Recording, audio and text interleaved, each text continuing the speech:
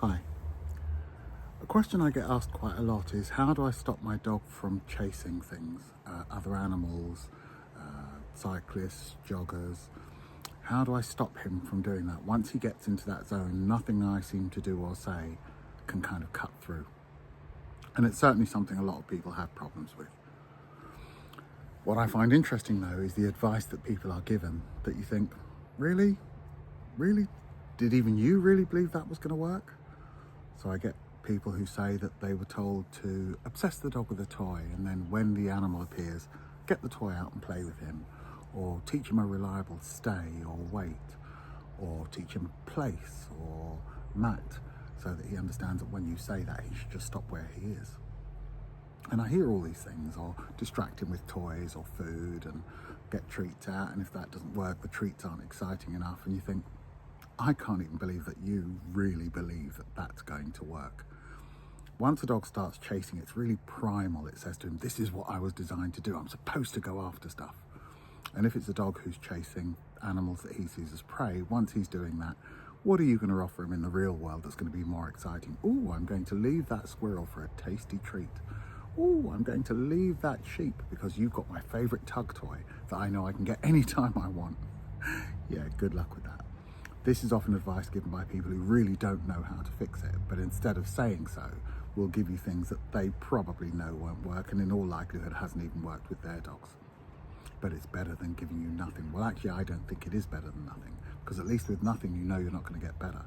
But you just waste time often following this advice that was never, ever going to work. You know, the only way that that's going to stop him chasing is when he gets so old, he can't chase it anymore, so he settles for the ball. And they'll go, well, you know, dog training's a marathon, not a sprint. It takes a long time. You've got to be prepared to give it time. And, you know, after just 7 or 8 years, he's probably going to stop chasing. Well, that's not what people want. People want something that's going to make the dog stop that. And in the real world, not that kind of fantasy, force-free world, but in the real world, the thing that's going to make your dog stop chasing things that he really wants to chase, if he's serious about chasing, the only way you're going to change that is to make the thing that he wants to chase less appealing.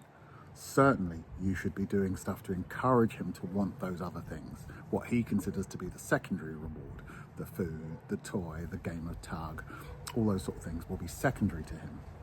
And by putting those in place, and by making the prey animal or the person much less appealing, that's what's going to get your dog to recall. And anyone who tells you otherwise is probably just stringing you along because they don't want to admit they don't have the techniques to be able to stop the dog.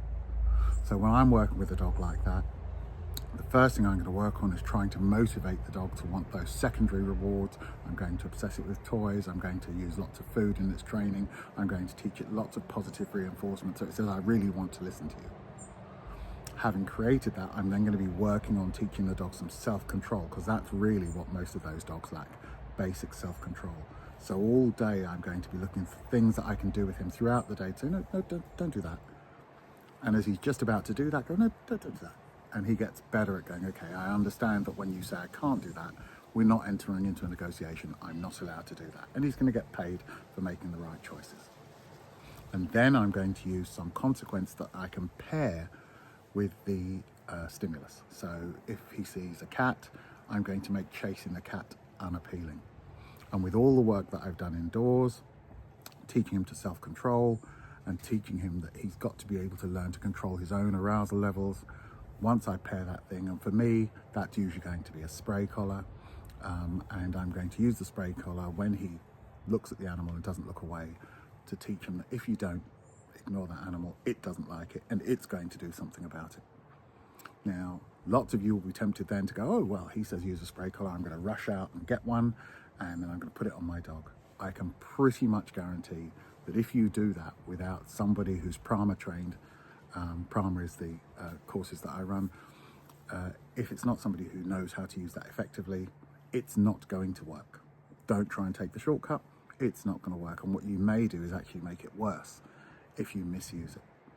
But if you've shown how to use it correctly and you go through all of those other procedures, teaching the dog better self-control, teaching the dog how to control its own arousal levels, and then you use something like that in conjunction with it, there's absolutely no reason why you shouldn't be able to stop the dog, not just from chasing it, but from wanting to chase it, which now makes your dog safe. Best of luck. Oh, if you want to learn or find a local Prama trainer, by all means you can look on my Canine Instructor Academy website, which is www.canine-instructor-academy.co.uk, and you'll find a list of trainers on there in the Find a Trainer section who've all done my course, so they should understand how to follow that process, and that will give you somebody who hopefully can take you through it. Best of luck.